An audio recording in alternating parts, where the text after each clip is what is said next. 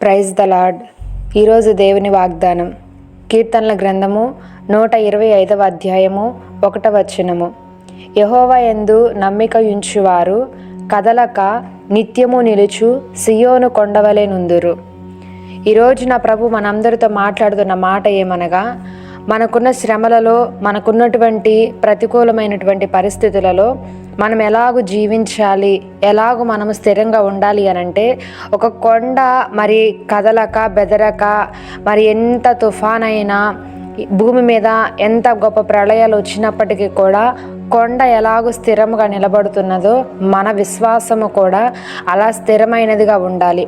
మన విశ్వాసానికి అనేక శ్రమలు, పరీక్షలు కలిగినప్పుడు మనము కూడా సియోను కొండవలే స్థిరముగా ఉంటాము. ఎప్పుడు ఉంటాము అనంటే, యెహోవా యందు నమ్మిక ఉంచినప్పుడు.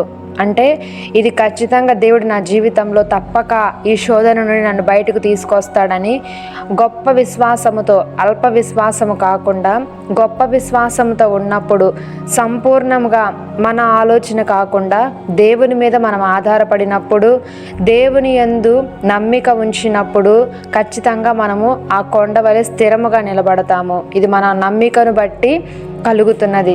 యేసు ప్రభు వారు అన్నారు కదా, మీ నమ్మిక చొప్పున మీకు కలుగునుగాక అని అన్నారు. ఈ రోజున మనము కూడా మనకున్నటువంటి ప్రతి అవసరములో మనము కూడా ఎలా ఉండాలి అనంటే, నా పక్షాన యుద్ధము చేయువాడు దేవుడే అని విశ్వాసంతో జీవించినట్లయితే మనము కూడా వస్తున్నటువంటి శ్రమలకి, నిందలకి, అవమానాలకి, కృంగిపోయే పరిస్థితులలో మనము కూడా సియోను కొండవలే ఆయన యందు నమ్మిక ఉంచి కదలక బెదరక యేసు నామములో స్థిరముగా ఉందుముగాక.